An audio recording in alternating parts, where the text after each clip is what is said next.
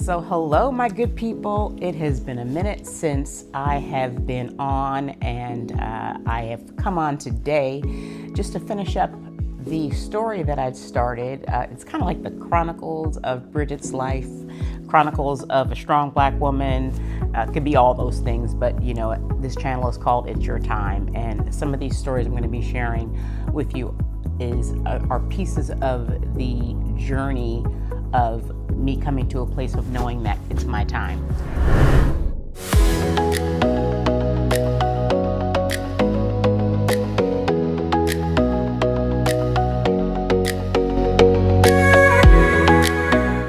So I think I left off telling you about my first marriage, that I had began to walk with the Lord, and I had moved to Florida, and as a single mom, met a gentleman, realized as I got into the relationship, finding that there was a second child by mistake when I was looking through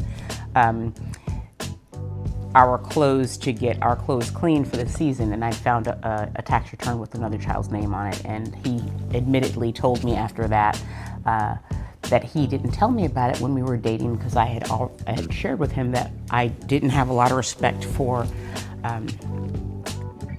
men that would, you know, run around planting their seeds places and not take care of their children. And, you know, the children are always the ones that are hurt by that. So just kind of catching you up on that story. So as I was walking with the Lord, I had met some people, and, you know, to build my community, things like that. So there was a lady at my job that let me know, and she was actually from the country that this gentleman was from. They were from the Caribbean, and she told me to by no means, even being a church woman, you know, people believe that in church you don't divorce, you don't, you know, these things you don't do. A lot of which I have come to know that those things are contextual, and we'll get more into those things with examples as I share my story. But I did not listen to her. I did go by myself ahead. I sent my daughter back to family members ahead, and spent about another month and a half getting everything ready, finding a job, which wasn't hard to do. I'm a nurse by trade, and just, you know, getting all the things done, finding a place and all that. So as I knew in my spirit that something was wrong, something was off. But when I got back home, I started going to my papa's church. You know, I'm a PK, and you know, he let me know that, you know, you can try, you should try if there's no overt reason, and also it kicked in my loneliness. Being a young woman, I was 28 years old at the time.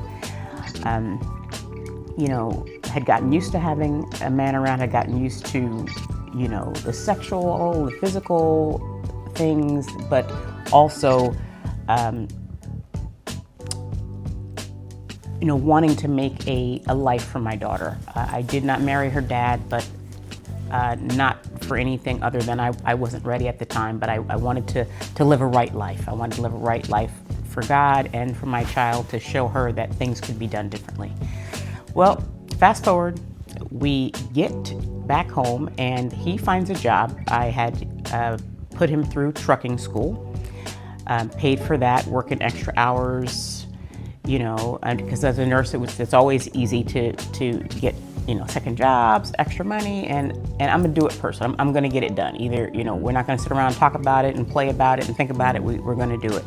I've also come to realize that a lot of that is not always the thing to do. All that power moving in your masculine energy, all that work and grind, but that took a long, long time for me to understand and realize that that's not always the way. But so he got a job, and things were strange. You know, he would be out late, and that was okay, because you know, a lot of his runs were late, and, you know, he was making money. Things were happening. Things seemed okay. But one particular night, I had a part-time job. It was a part-time gig. I would go to a patient's home and I would administer IV antibiotics at a certain time. They got the antibiotics 3 times a day. So in addition to the full-time job, I would do that a couple of days a week to just supplement. So I leave, and my daughter was young at the time. She was about 6 or 7. So, you know, of course he kept her. He was there. He came home, and I got myself together, and my daughter was asleep by that time because I believe it was a 9 o'clock medication, and the gentleman lived really close. So I think I was leaving like 8:15 or something like that. So I get myself ready and I go out and I get to the house because it was really close. I get to the house and for some reason there was, I get to the house and I knock on the door and his wife said that the doctor changed the order and that we're going to BID, which means twice a day. So I didn't have to give that dose. I would come again tomorrow and we would shorten it to 2 doses. So I get back in the car, I go back home, I go into the house and I smell this smoke and I'm like, what's that? And it was kind of a split plan. We lived in a really nice apartment. So 1 bedroom and bathroom was on this side of the house and living room, dining area, kitchen. And then on this end, the master suite and bathroom was on the other side. So I'm walking in and I follow the smell of the smoke and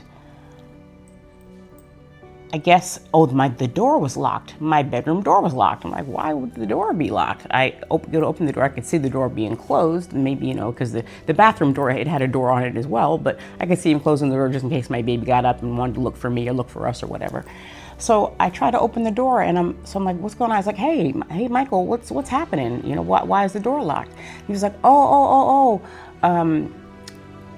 and I hear this fumbling around in the bathroom. I hear the water turn on in the shower really quick. And so I know something's up. So I went into the kitchen and I got a butter knife and I just, popped the little, when the door handle, that little piece that goes there. So I popped that and I go in. He was like, oh, I'm sorry. I didn't know you were coming back so soon. I would have been out of the shower by then and opened the door for you. I just didn't want the baby to walk in, when I was taking a shower. And I was like, okay. And he's in the shower talking to me about this. But I'm smelling smoke. And I know what the smoke is. I mean, I have never done it, but I know what it is when you smell cocaine crack. All right. I know what it smells like to burn it. Been in the streets long enough, been around people long enough to know. And I said, what's that smell? I smell a woolly. I smell like there's what's going on? Are you smoking in here?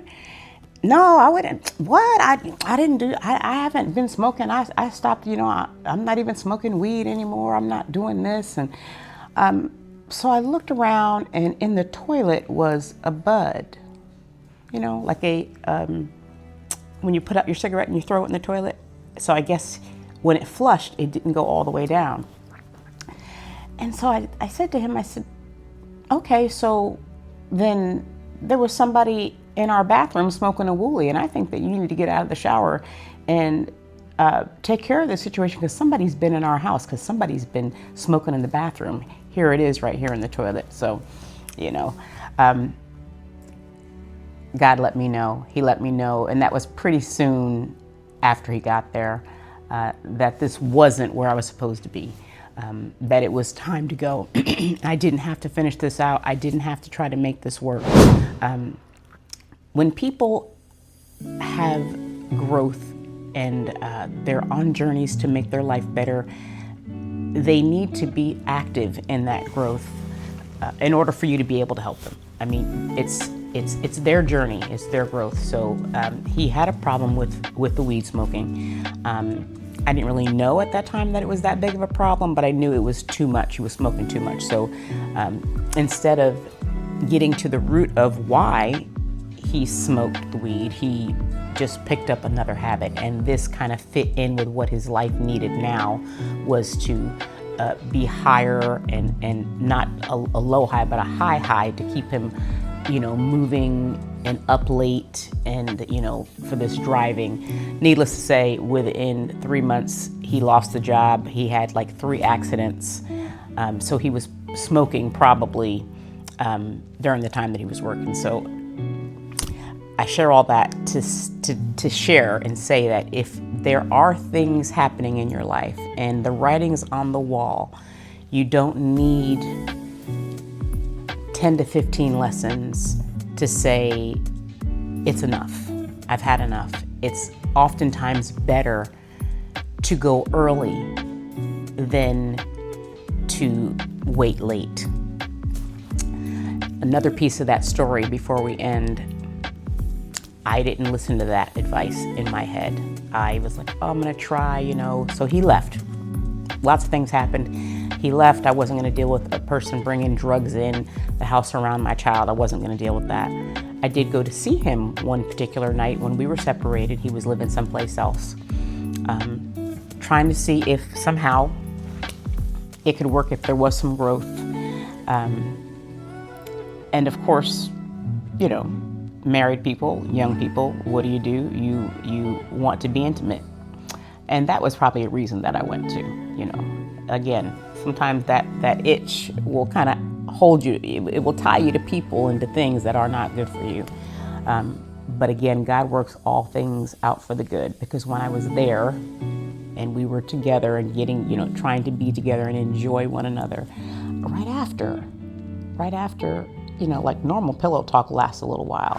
Within minutes, he got distant and silent.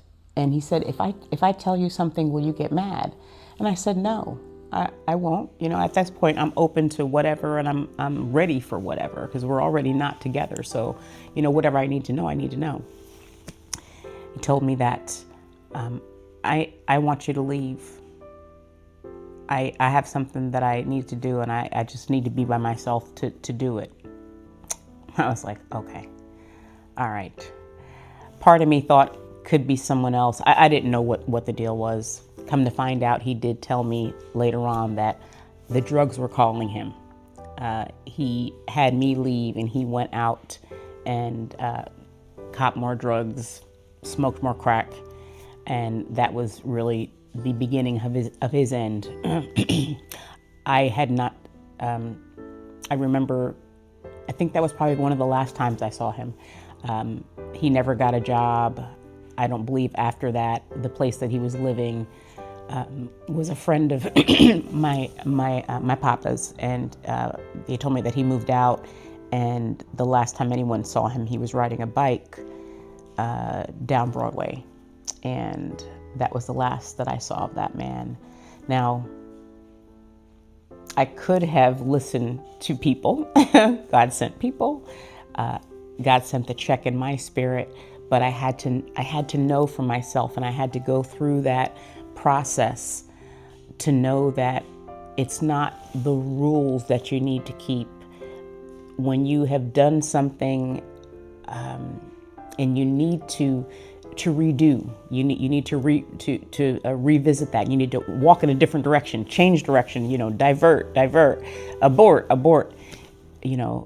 God is a faithful God, and Jesus came to give us the eraser to start over and to live the abundant life that we're supposed to live. So that's the end of that first story. I hope that encourages someone to know that if the writing's on the wall, you're seeing things, you're being told things by good sources, people that mean you well, it's always more beneficial to save yourself the time and the energy and make choices that are best for you. So again, my name is Bridget. I hope to be able to share with you guys every couple of days about some things that I believe would be helpful for a Black woman who's lived a long life, a good life, a life of supporting, helping people, but also making my fair share of mistakes. And hopefully you can eat off my plate and not have to suffer long.